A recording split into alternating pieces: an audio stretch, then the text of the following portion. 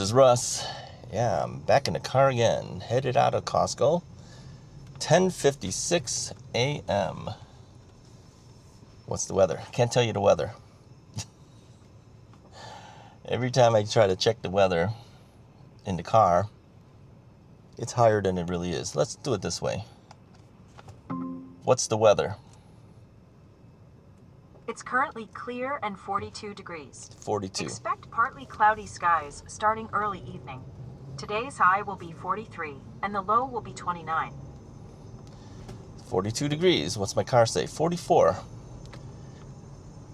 I don't know if can you guys hear this? Do you hear that? It's like a fan noise. It's like metal rubbing against metal. Yeah.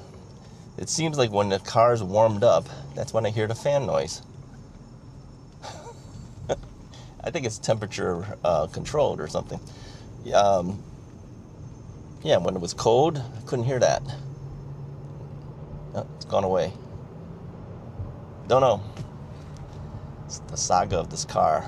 Anyways, I was talking to Costco Mike. Costco Mike does not work for Costco. He's just there every day, just like me. Yeah, I was talking to Costco Mike. We were talking about different Costcos. And he was telling me that there's a new one that's coming up that has like a ton of gas pumps, like 24. And a lot more parking. Yeah, I can't remember where he said that was now. See, it's such a short memory. We were just talking about it too. Yorkville? Is that what he said? Yorkville, Illinois? I don't know where that is, but it's further south. So I says, one day if I'm in the general area, I may check it out. I've gone to a lot of Costco's. Yeah, quite a few. A lot more than the average person. No, if I'm in the area, I usually will swing by just to see what it looks like. Most of them are pretty similar because it's just a warehouse, right? But others are a little different. Yeah, I've been to them out in California. I've been to them, many of them out here in Illinois. So, yeah, I guess I'm a big Costco fan. Some people can't stand Costco. Tim can't stand Costco. I don't know why. Tell me why, Tim. I know Tim. Anyway, I'm there a lot, sadly. I shouldn't be there that often, but I am. All right, so we're driving back home. What else is on my mind today? Anyway, I was talking to Costco Mike. We were saying weather seems to be warming up a little. I mean, not to the point where it's like, you know, warm, but it's going to hit into the 50s, like low 50s. Not this week, maybe by next week. So I was telling him I need to do these bike reviews. I think that's when I'm going to do it. I'm going to have to do the inside portions first, okay? And then the riding portion will happen during that time because we have deadlines, right? I mentioned in the last video that we typically get about a month to put it together and then publish it. So I says, yeah, I got to take advantage of it when you can because you don't know what the following week will be. It could be cold again. It could be warmer. Don't know, right? I mean, really, it's today is February 10th. So, I mean, it's technically, we're still in the winter. So who knows when the weather will change. But, I mean, my ideal would be if we do it at 70 degrees, but that's not going to happen. So 50 degrees, yeah, we've got to go out and do it at that point. Yeah. So I have several bikes to review, see how they are. Now, they are slightly different type of bikes. So at least I'll be able to say, okay, this one does this one does that, right?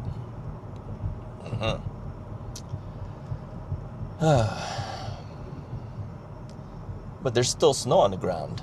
I mean, I'm looking off to the side. There's still snow down in the grass areas. When you're driving, there's no snow because, you know, usually the streets, they're cleared off. So I should be able to ride on the streets without a problem. Yeah. There's one that I want to try really bad. I want to see how well it does. So I just got that one in a couple days ago. And so I'm like, oh, I wonder how this one's going to be. It's a little different. Yeah, you guys will be interested in seeing that. It's nice and lightweight. Think you guys will like that. Those who like a really lightweight bike. Can't tell you anymore. That's about all I can tell you.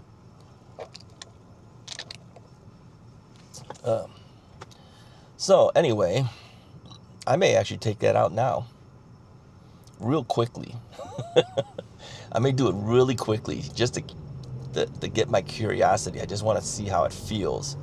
Yeah, I might do that. I won't record anything. I'm just gonna take it out and feel it. See how it feels. I charged it all up. It's all charged and ready to go. So I want to see what it does. And so I'll do that. I'll do that today. Yeah, just a preliminary feel, because it's not that warm. I mean, but it's enough that, I mean, it's better than 18 degrees. So yeah, I think I'll do that. I think when I get back, I'll just jump on it real quick. Jump on the bike and test it out real quick, and then it'll give me a better feel of how I can approach that particular video. The other bikes, yeah, you know, like I said, one bike looks like another bike. I mean, they really do. I mean, the frame looks a little bit different, you know, from manufacturer to manufacturer, but a bike is a bike, right? So you're looking at certain performance issues within the bike. I would have to say this: the one benefit of being an e-bike reviewer, which I never realized, and thank you to John, by the way. John knows who he is. He's the guy that got me started to do this, the whole thing. I've had so much opportunity to try different e-bikes. When I was younger, I've mentioned this before in the past, when I was younger, I always wanted a good bike, but I just had mediocre bikes. You know, when my dad bought me a bike, my first bike, I've mentioned this before too, my first bike was a banana seat bike. Remember those? Yeah, I had a sissy bar in the back. Remember those? Yeah, it was bought on the Chicago police auction. Yeah, he paid, I think, like $25 for it, and that was my first bike. But I always like envied the other kids that had these really fancy Schwinn bikes back then. I just saw a video about the Schwinn Stingray.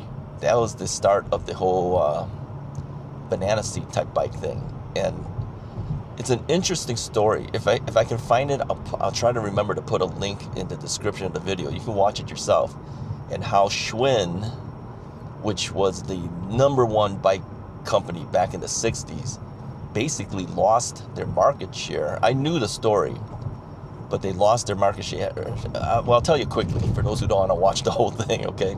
And if you find it interesting, go watch that video, okay? They were so ingrained in saying, well, we have the market, you know, heavier is more important, you know, made in America, it's got to be heavy duty steel, all that kind of stuff. And the other companies were going to lightweight bikes, and they didn't do that. And then when the companies were doing mountain bikes, they didn't do it. Yeah, they didn't recognize the trends. In fact, the Stingray was brought back to them from one of their engineers. Said, we need to make these, and they were really gonna, we don't want to make that. So just to keep him quiet, they allow him to make it, and when they made it, it became their top bike. And the poor guy who came up with the idea to do it never got the recognition that he should have gotten for bringing that company, you know, all that money for the Stingray. Put a comment if you remember what the Schwinn Stingray is. If I can remember, I'll try to find a photo or something, put it up there so you can see what it is. But yeah, he never got the recognition he should have gotten for bringing that to the company. And then they lost all the business because, you know, they were going based on their own thinking pattern of, okay, it's got to be heavy and all that. Well, we all know now bikes, you know, during the day, people wanted lighter weight bikes. Yeah, think about how bikes are made now, right? Of course, you look at e-bikes are heavy. I mean, there's a reason they're heavy, though. Okay, you're going a lot faster, but there are some bikes that are lighter in weight. So, anyway, I'll put a link about the whole thing with the Schwinn thing. Put a comment. Did you own a Schwinn bike in the day? Or did you want a Schwinn bike in the day? Yeah, that's a good question too. Not everybody owns one, right? But back in the day when you were a kid, did you always wanted a Schwinn bike? I always did. Mrs. Wright had a Schwinn bike. She has a Schwinn Varsity still sitting in our basement. Yep. We still have her original Schwinn bike. I never got one. My brother had a Schwinn bike. Yeah, he got hit by a car. I told you that story. Yeah, a lady turning right turned right into him and knocked him over and kind of bent the frame of his bike. He had a Schwinn bike from the police auction as well. Yeah, it was old and beat up, right? And I think she bent his fork or something. Something happened. So the lady decided she felt so bad that she had hit him, knocked him over. He was with my sister. She was on her bike. And so she called my dad and said, I'm the lady who hit your son, knocked him over. So she says, she wanted my dad to bring him to another Schwinn dealer and buy him another bike.